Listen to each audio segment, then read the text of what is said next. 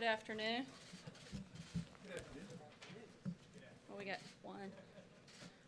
This morning, the families of 3 Americans detained in North Korea received the news that they have long been hoping for. Their loved ones will be coming home. The president views this as a positive gesture and a step in the right direction from the North Korean leader. However, total denuclearization will remain the top priority. The president, joined by the First Lady, looks forward to welcoming Secretary Pompeo and these 3 brave Americans back to the United States early tomorrow morning at Andrews Air Force Base.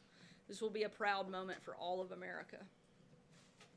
As you all know, CIA Acting Director Gina Haspel appeared before the Senate Intelligence Committee today. She was introduced by 2 former members, Democrat Evan Bayh and Republican Saxby Chambliss. Mr. Bayh, a former senator and governor of Indiana, noted that she is without question the most qualified person ever nominated for the position. Mr. Chambliss, a former vice chairman of the committee, said he could not name the last time so many former intelligence professionals agreed on a single nominee. And in her opening statement, Acting Director Haspel outlined what she is focused on to better position the CIA for tactical and strategic success and to accomplish its mission. The acting director clearly demonstrated why the president selected her, her character, her experience, and her commitment to protecting the country. She is the right person to lead the CIA, and the Senate should confirm her. Because the president is traveling tomorrow and we won't have a briefing, I'm going to take advantage of this opportunity to wish my daughter, Scarlett, who will be 6 tomorrow, a happy birthday. And with that, I will take your questions. Jeff? Sarah, you mentioned the CIA director nominee. Gina Haspel said today that if the president asked her to do anything, to restart the interrogation program that the CIA was criticized for, that she would not do that. Is that something that the president would ever ask? I'm not aware of any request by the president to the past CIA director or what we hope to be the new CIA director very soon. May I ask you one more question, Sarah, just on a separate subject, following up on the Iran announcement yesterday from the president. The Europeans are working hard now to keep that deal alive despite the United States being pulled out.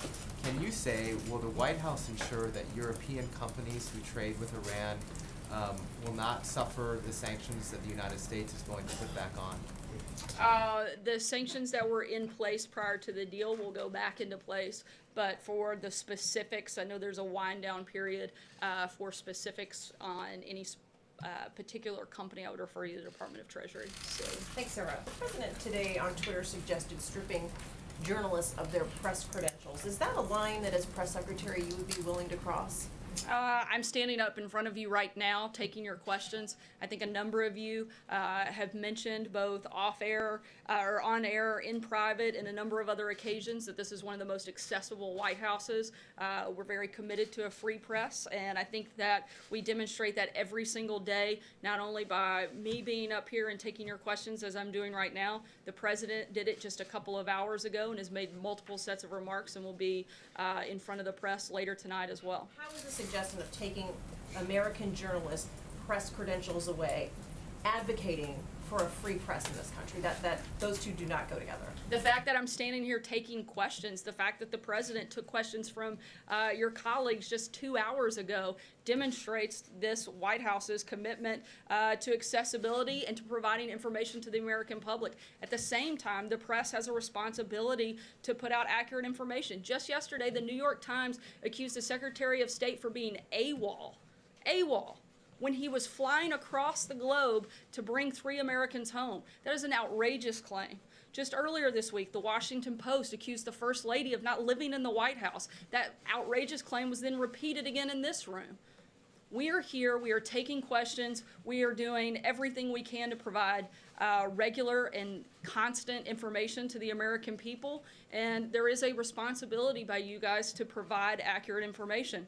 And we're going to continue to try to work with you as I'm doing right here, right now, and as the president did just a couple of hours ago. You know, John. we wouldn't be able to ask those questions without those credentials in this room? I'm sorry? We wouldn't be able to ask these questions that you're here to answer without these And credentials. you are, so you're clearly sitting right here asking them right now, John. Let me ask you this question, Sarah. The confidential financial records of Michael Cohen's company, Essential Consultants, were made public, prompting the Treasury Department's Office of the Inspector General to launch an investigation as to how that happened. But among the records were payments from AT&T to a person very close to the president at a time when AT&T was looking for government approval of a proposed merger with Time Warner. There were also payments of over $1 million from Novartis Pharmaceuticals at a time that the president was talking about doing something to bring down the cost of pharmaceuticals.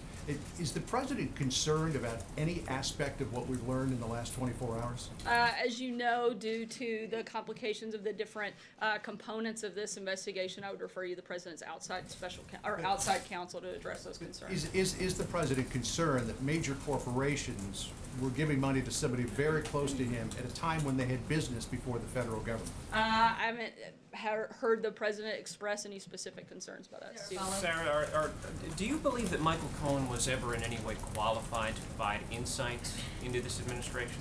I'm not going to get into somebody else's qualifications. That's something that an independent company that hires an individual would have to make that determination, not me.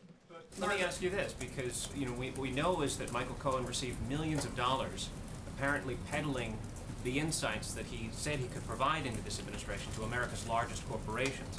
Is the president in any way embarrassed or ashamed of that? Because it seems to be the definition of swampy behavior that he's out. I think that would be up to those individuals who make the decision to hire someone.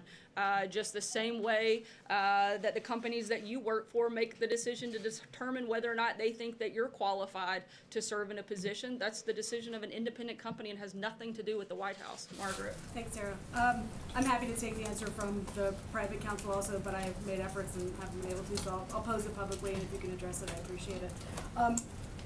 Do you know whether Mr. Cohen ever approached the White House as a representative of any of those companies, whether the president was aware of the payments, or whether he was aware that Mr. Cohen was marketing himself that way? I'm not aware, and again, I would refer you to the outside counsel. Kristen. Thank you, Sarah. The president promised to drain the swamp, so does he feel it's appropriate that Michael Cohen, his personal attorney, was selling access to him?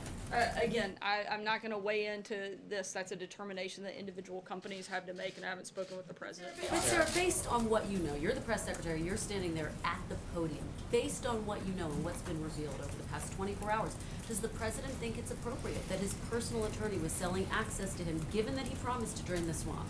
Again, I am purposefully, as has our team, we're not engaging in matters in this process at all, and I would refer you to the outside counsel for anything that has anything to do with Michael Cohen or others. Sorry, Kristen, I gave you a couple. Let me just ask you one more question. Has the president taken any action during his administration to benefit Novartis, AT&T, Korea Aerospace? Not that I'm aware of. Saudi Arabia said that they would pursue a nuclear weapons program if Iran were to pursue a nuclear weapons program. Would they have the administration's support in the event that occurred? Right now, I don't know that we have a specific policy announcement on that front, but I can tell you that we are very committed to making sure that Iran does not have nuclear weapons. Sarah, thank you. The president said today about Iran, he said, we'll see how we do with Iran. Probably we won't do well with them, but that's okay. Does the president feel as if he can negotiate with Iran going forward, or is he resigned to the fact that these two parties might be so far apart on a potential new deal going forward? As the president said yesterday, he would like to see something happen, but we are 100% committed to making sure that Iran does not have nuclear weapons. And until we see that happen, we're going to continue to put maximum pressure, enormous sanctions on them. All of the sanctions that were in place before the deal are back in place, and we are preparing to add additional sanctions that may come as early as next week. Can you tell us, the president had expressed an interest in meeting Kim Jong-un at the DMZ, but today he said that is not going to be the case. Can you walk us through why that's no longer the case? What were the issues that have not made that possible? I can tell you that a date and location are set, but beyond that, I don't have any other announcements at this point. But we expect that to be announced here in the next few days. Steve? Yeah, if I could just follow up on that. For this administration, what are the most important criteria for the location for that summit? I'm not going to get into the specifics at this point.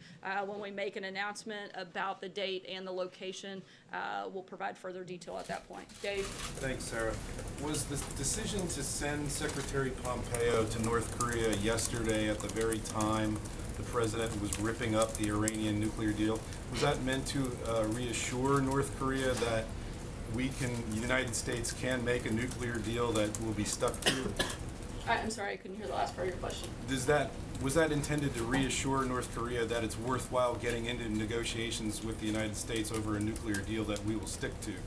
The purpose was to make sure that we continued the progress that we have had on setting the date and the location for the president's meeting with Kim Jong-un, which happened, as well as an additional thing which you all know about, and that was Secretary Pompeo was able to bring home those 3 Americans, which will be back in the United States later tonight. Follow on North Korea? Sorry, right here.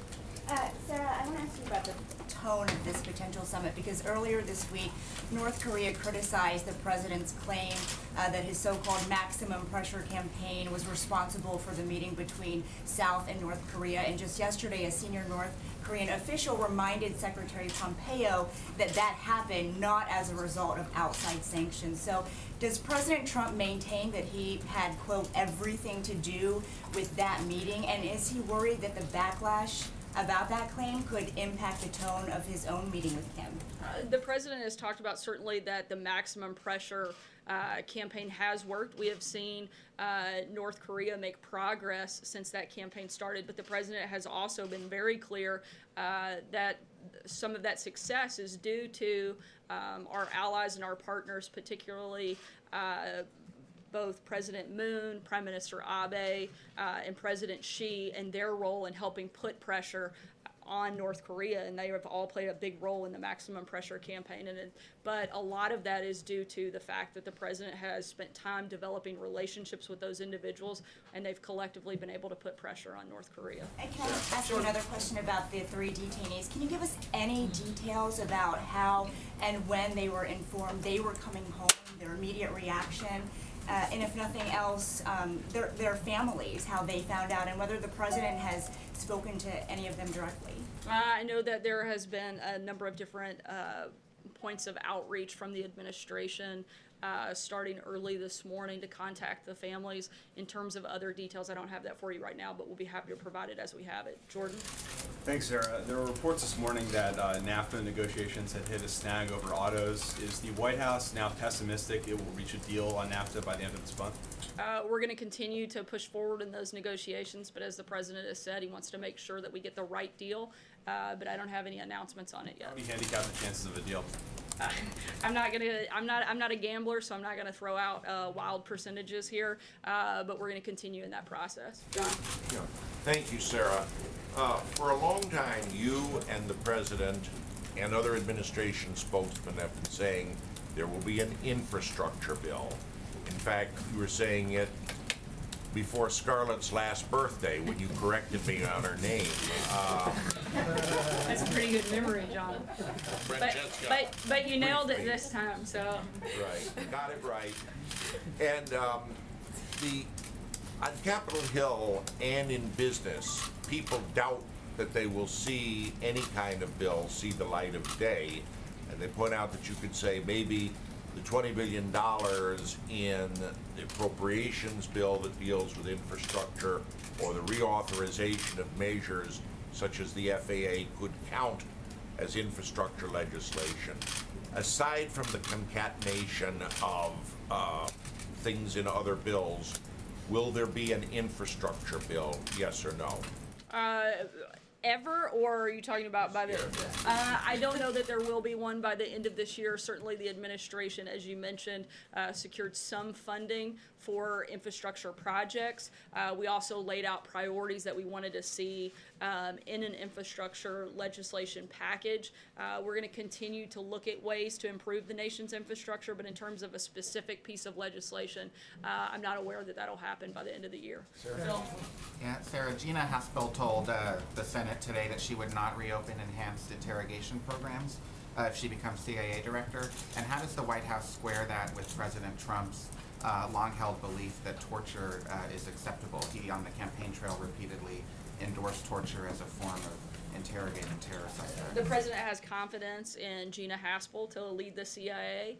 and wants to see her do exactly that, and is going to allow her to fulfill that position and make those decisions.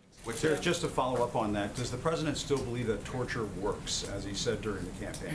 You know, honestly, I haven't had a conversation with him about that recently. And if I could follow up on the questions about these payments regarding Mr. Cohen, you said that you're not able to answer these questions here in the briefing that you'd refer us to as outside counsel.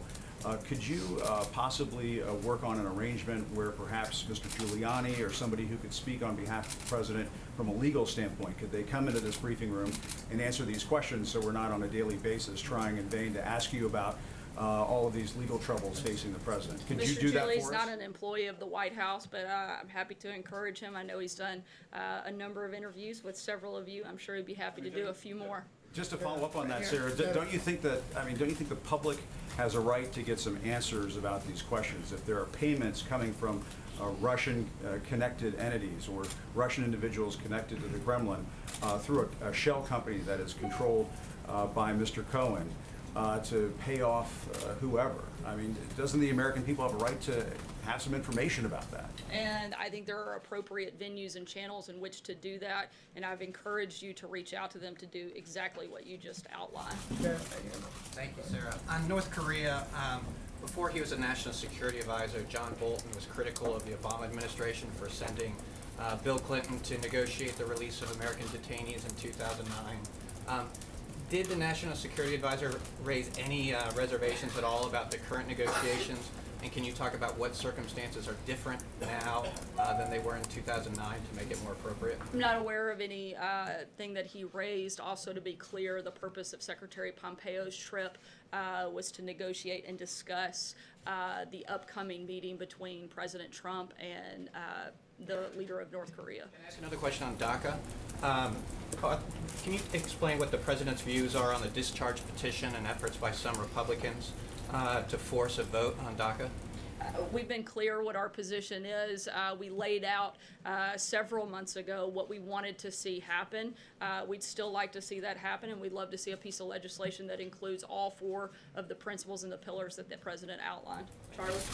Thank you, Sarah. At his most recent campaign rally in Michigan, the president mentioned that the unemployment rate was so low that we could bring in more guest workers under H-2B visas. I'm curious whether the president is concerned about wages not rising as quickly if that eventually takes place. I'm not aware of any concerns on that front. Francesca?